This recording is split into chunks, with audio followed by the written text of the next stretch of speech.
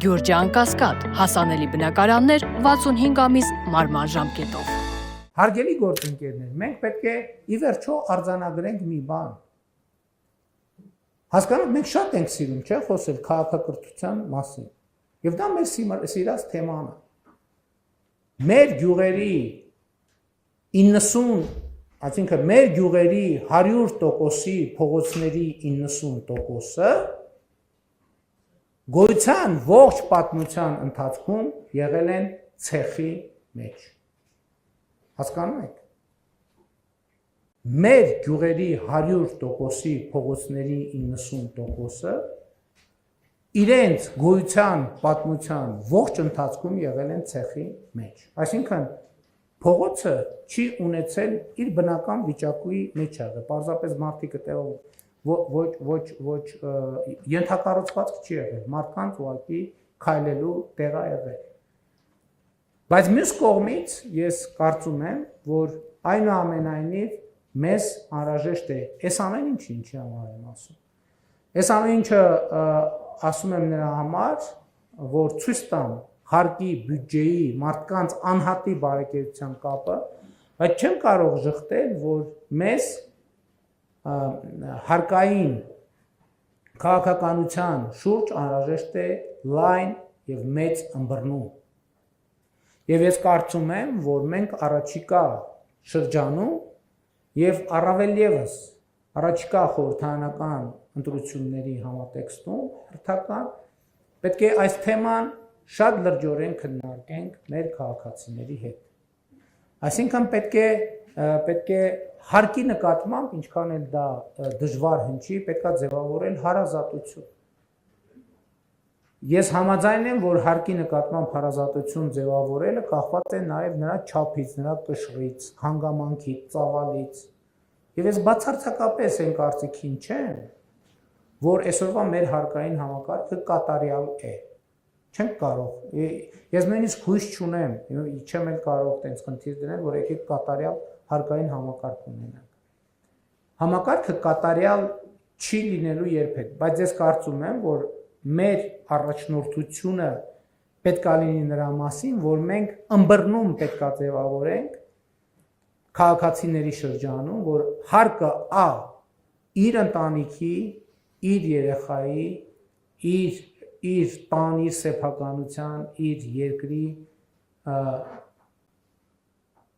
անվտանգության, բարեկեցության, երջանկության համար է։ Մենք պետք է հասկանանք ինչ է մեզ պետք երջանկության համար, ինչքան է հարկավոր վճարել այդ երջանկության համար եւ ինչպես ենք բաշխում այդ երջանկության համար անհրաժեշտ գումարների հավաքագրումը, որովհետեւ ուզում եմ ելի ընդգծել եւ դրանով թերևս ամփոփել,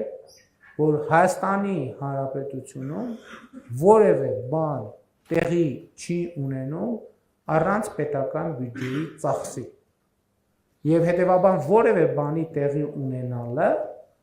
սկսած մարդկանց ամուսնությունից։ Ասենք, որ դա նաև որոշակի համակարգ է,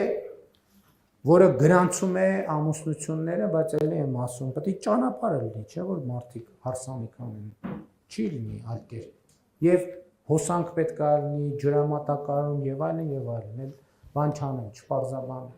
Եվ հետեւաբար մեզ պետք է ձևավորել, ես չի ասի կոնսենսուս, ես կասեի, որ ըմբռնում,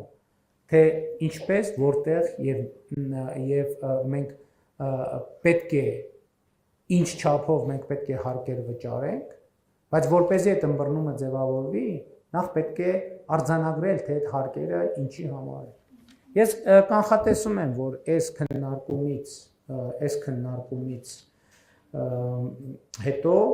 նաև հետևյալ մի արձագանքն է լինելու, որ պետական պաշտոնյաների աշխատավարձերը, պարգևատրումները եւ այլն, ես այսօր առավոտ հատուկ հանել եմ այս քննարկումից առաջ, խնդրել եմ ֆինանսների նախարարությունը տա տեղեկատվություն, եւ երբ որ ես խոսում եի 238 միլիարդ աշխատավարձի մասին, ուրեմն պիտի ասեմ, որ պետական կառավարման համակարգի աշխատավարձերը այդ ամեն ինչի մեջ փոքր են 5%-ից։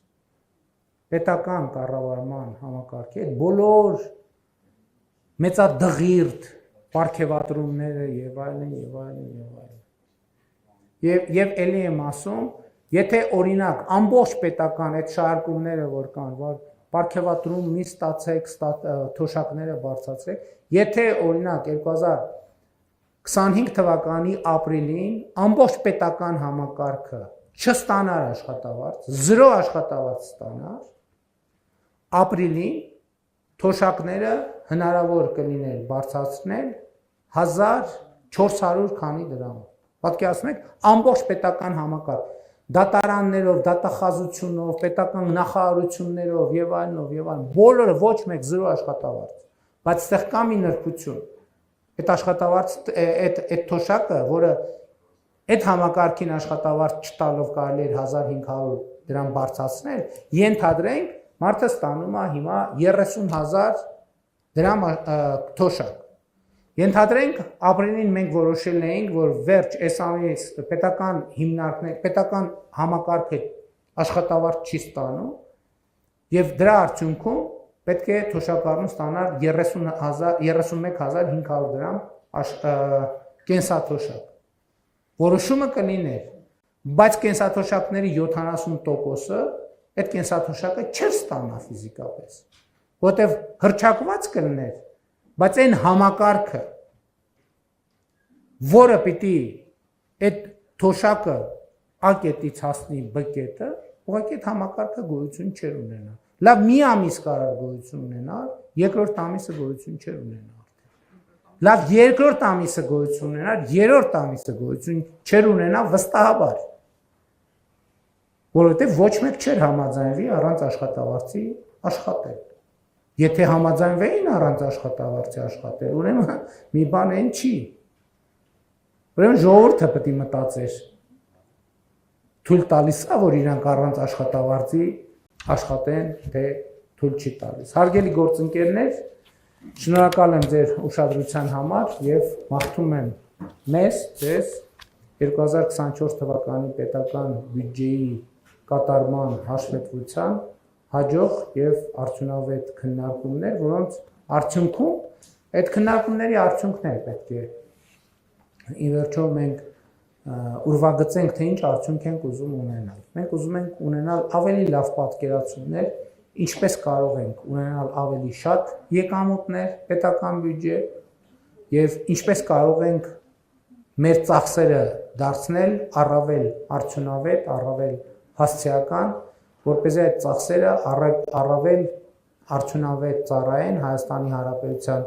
քաղաքացիների անվտանգությանը, բարեկեցությանը, երջանկությանը։ Շնորհակալ եմ։